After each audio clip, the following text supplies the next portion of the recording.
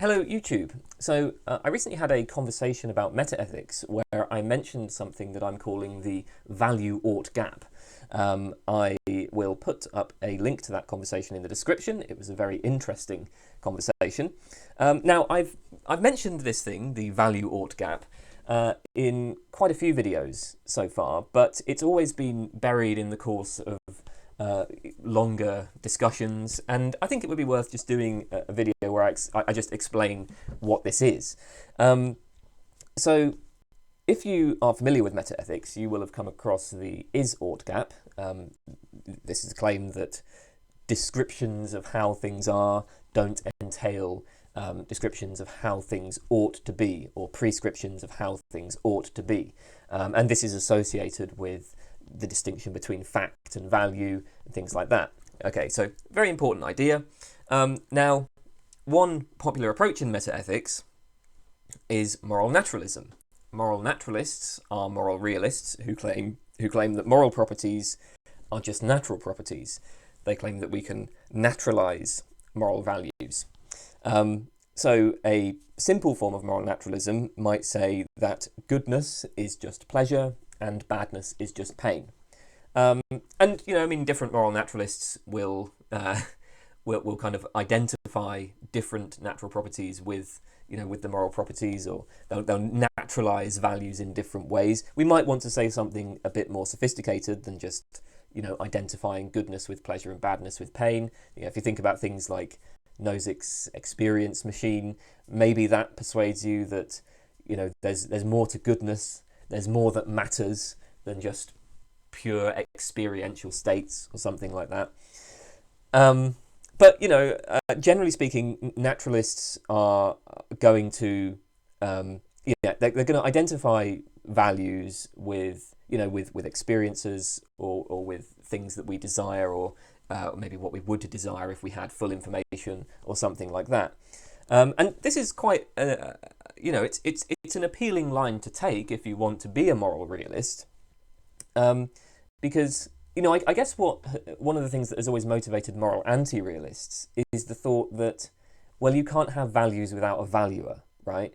Now, if you're a moral realist, if you're claiming that there are objective moral facts, then it sounds like you're saying that that there can be values without valuers.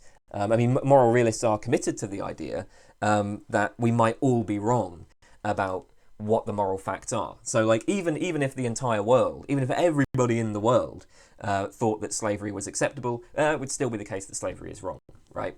That's what a moral realist is going to say. But now it looks like we're claiming that there are values that are independent of us, values that are independent of valuers.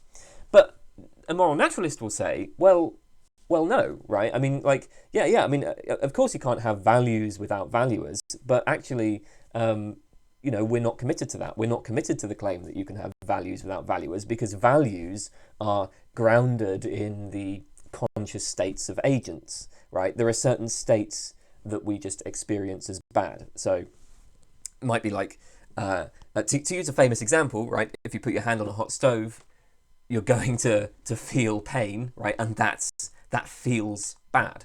At least that's the sort of thing that a lot of naturalists will want to say. And there is, there are many responses that one can make to the moral naturalist. As I said, I just did this conversation where I talked in detail about some of the issues with this kind of approach. And I have videos on moral naturalism and non-naturalism and so on as well, if you're interested in more detail there. But I think for me, so one of the problems that I always have with this kind of view is that it seems to me that there's just this, that there's a sort of gap in the argument. And just to be clear, I'm not claiming that this gap can't be filled, right? Maybe moral naturalists will be able to kind of fill in the details here, but I think there's a gap, and so I'm calling this the value-ought gap. So the problem is this: morality doesn't just tell us what's valuable; it also tells us how to act with respect to what is valuable.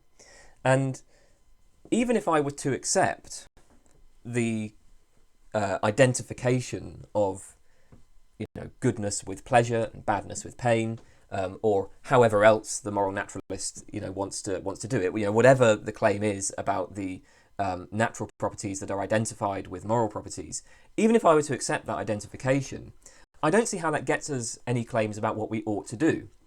And again, I mean, there might be further arguments that a moral naturalist can provide to, fill in the details here to get us to claims about what we ought to do. But I do sometimes have the impression that, when I speak to moral naturalists, I do sometimes have the impression that they think that all they really need to do is naturalize values. Like once we've got the idea that, let's say, pleasure is good and pain is bad, right? That's it, right? That's moral realism, But I think there's still a lot of work to do before you get to moral realism, because, right, a claim about what's valuable doesn't get you any claims about what you ought to do. And morality, right, moral theories tell us what we ought to do. So one way to, I think, see this problem is to note that that ethicists draw this distinction between honouring and promoting values. So let's say that you accept the value that, like, life is good, right? This is just an illustration, right? So life is good, death is bad.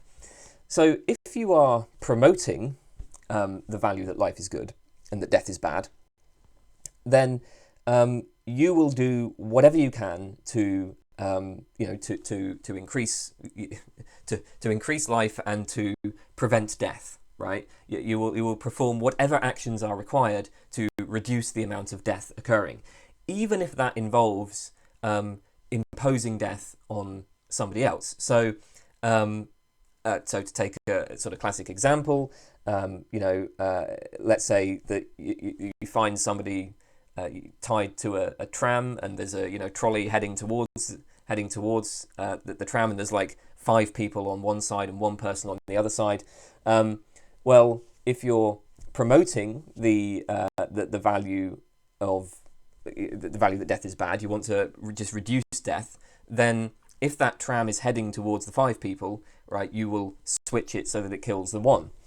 On the other hand, if you are honouring the value that death is bad, well, that will mean that you try to avoid causing any death in your own actions.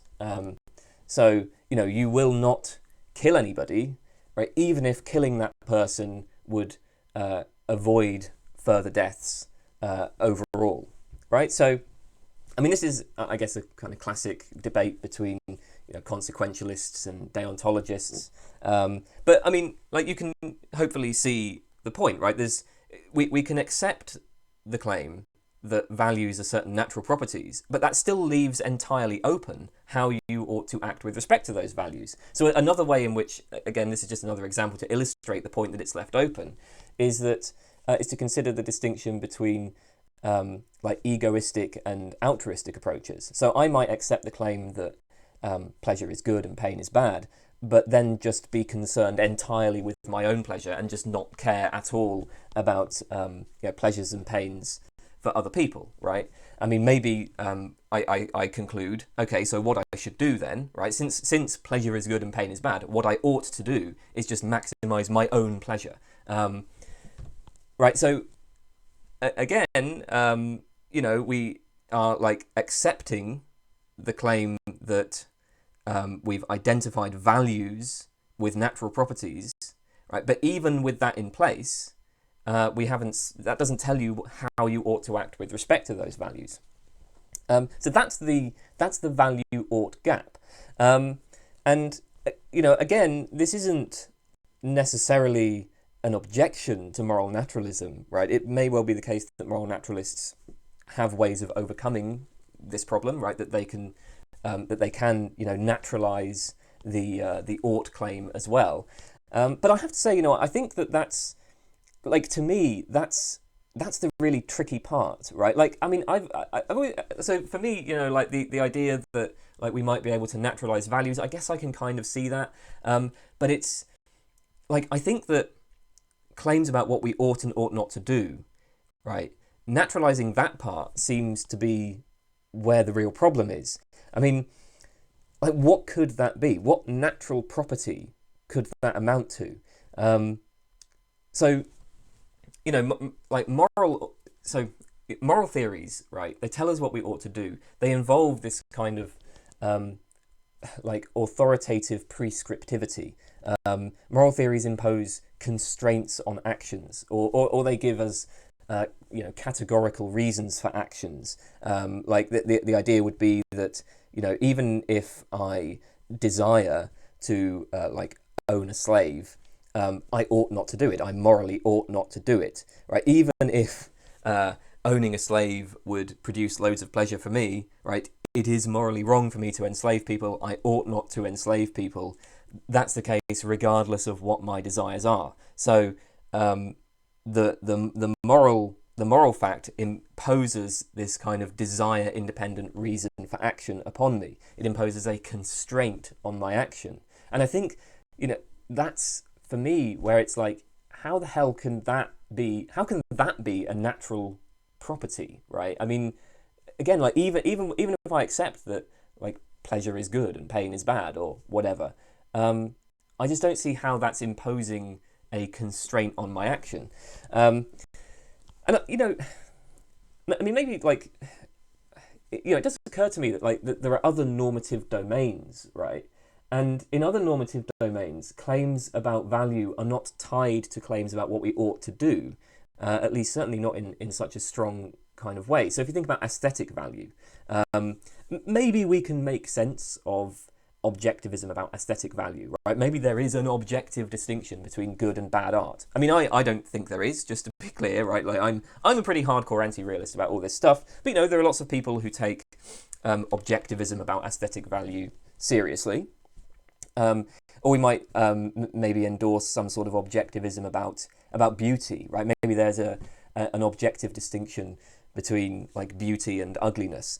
But like, I mean, I don't think anybody believes that, you know, like we ought to you know, produce good art, that there's like some sort of, you know, authoritative prescription that we produce good art or that we, you know, look beautiful, right? So I mean, in those other normative domains, right, there are, even if you have objectivism about value, you're not getting objective oughts from it, or at least that's nowhere near as intuitive, it seems to me.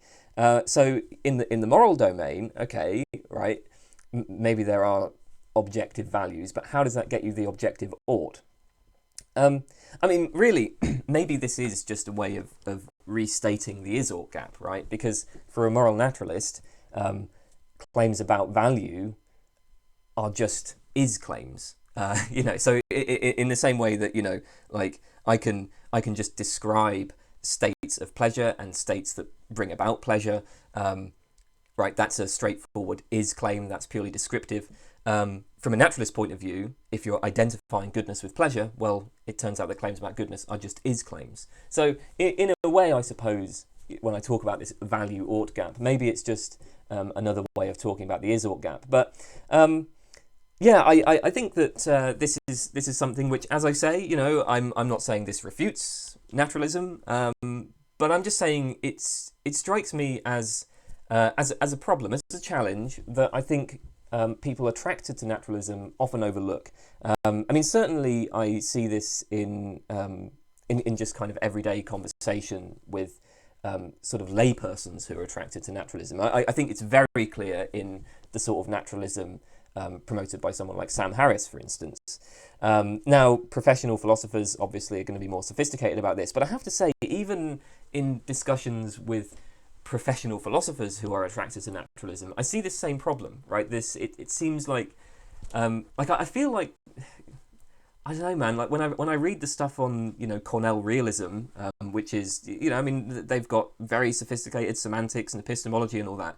I always feel like there's still this gap that, you know, they haven't really bridged. I'm still like, where are you getting the objective ought from, though? Like, where's that coming from?